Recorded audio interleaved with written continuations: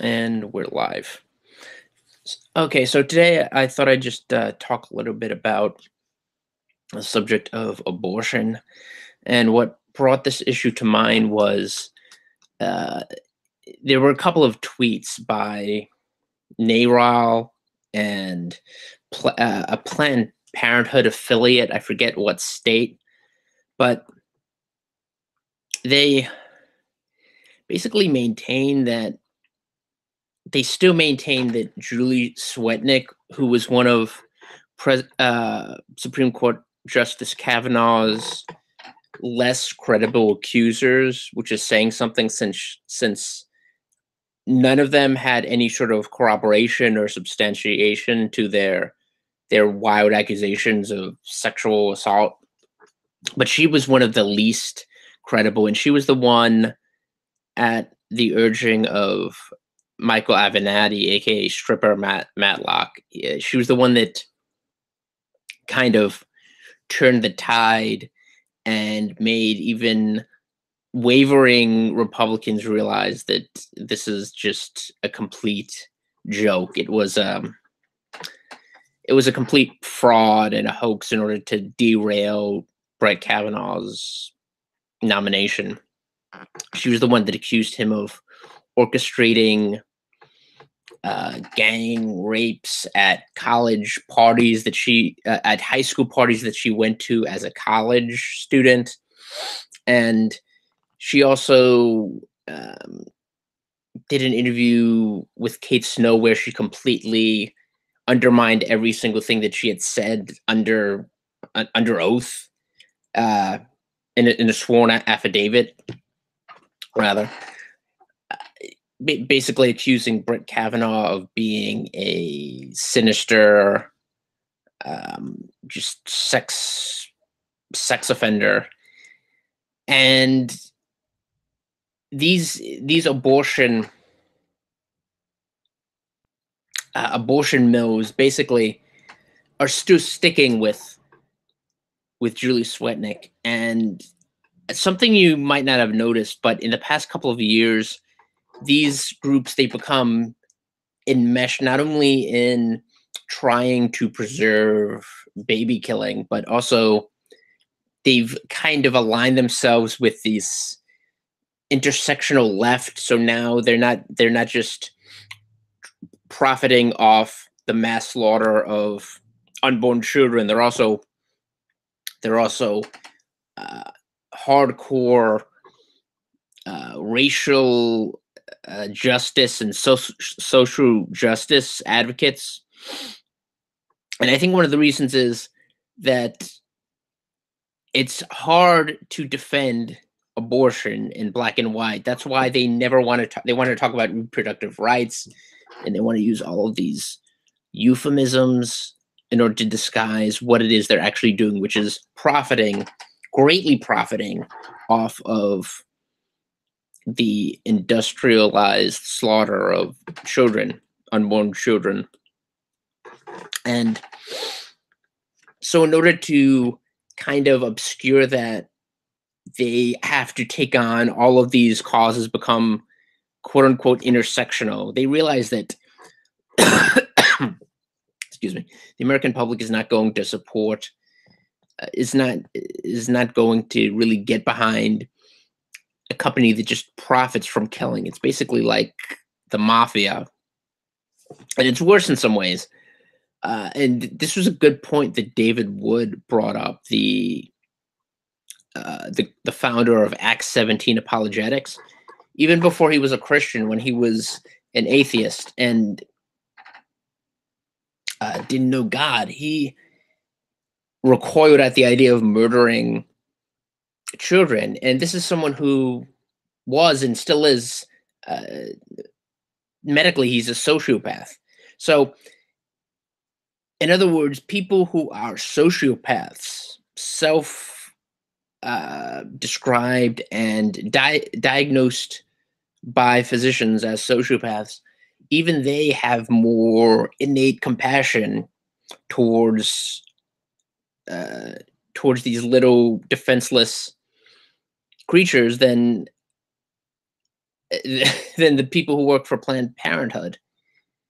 They realize, even if I don't care about anyone, murdering a defenseless preborn human life is wrong.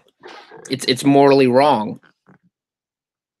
So I mean, that's what you have to keep in mind when you see these groups like Planned Parenthood and NARAL and all of these lobbyists for industrialized killing of unborn children. You have to realize that the reason they're trying to become intersectional, trying to trying to take up all these social justice causes, is because it kind of obscures the central motivation, the central reason for their existence, which is to make money from killing children. And I came across this. I don't know if you can see it, but it's called the Lady Parts Justice League, which, and this is very bizarre. It's basically they describe themselves as a team of comedians, writers, and producers that uses humor to destigmatize abortion and expose the extremist anti-choice forces working to destroy access to reproductive rights. And again, you see all these euphemisms. If they had actually described what they were doing to destigmatize the systematic murder of defenseless unborn children, it wouldn't sell as well, even in the hipster pseudo boho enclaves of Brooklyn, which is where this group is based. And they say they perform comedy shows in a USO format that brings entertainment, elbow grease, and love to these clinics and their communities. So they're showing their love and appreciation for these communities by supporting the murder of their children.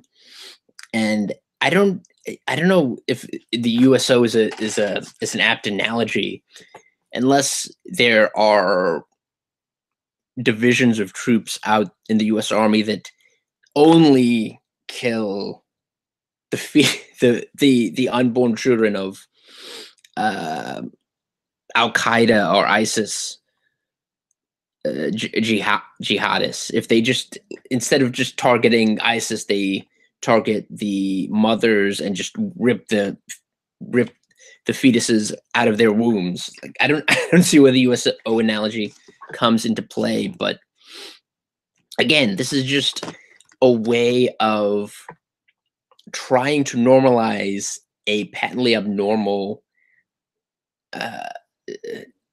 situation. Yeah. And when you read the book about Kermit Gosnell or see the film, you realize that if people knew what abortion was actually like, if they had to actually sit there and not only see but hear it described, hear the people who have been the mothers who's or the mothers who were subjected to this, and actually listen to the testimony of abortionists describe what it's like, no one would support it. And that's affirmed by the authors of the Gosnell book. Almost all of the people, the journalists, the jurors, the prosecutors, even if they didn't have a complete change of heart and become pro-life, all of them, every single person that was in that courtroom, became less supportive of abortion after the trial. So you have these really dumb or evil groups like the Lady Parts Justice League, and you have NARAL and Planned Parenthood and all of these other. You notice they don't say the National Abortion Rights Action League anymore. They just use the initialism because it's such a horrific procedure, and they want people to support them. They want people to support what is essentially killing defenseless children for profit. They wanted people to support a bunch of a group that's literally worse than sociopaths. That's worse than the mafia. And they want to have our tax dollars extracted in order to prop them up. And it's disgusting, but it needs to be exposed. So like, sub, and share this video with anyone you know who might support abortion but doesn't really know what it entails. Hopefully, you'll change their mind.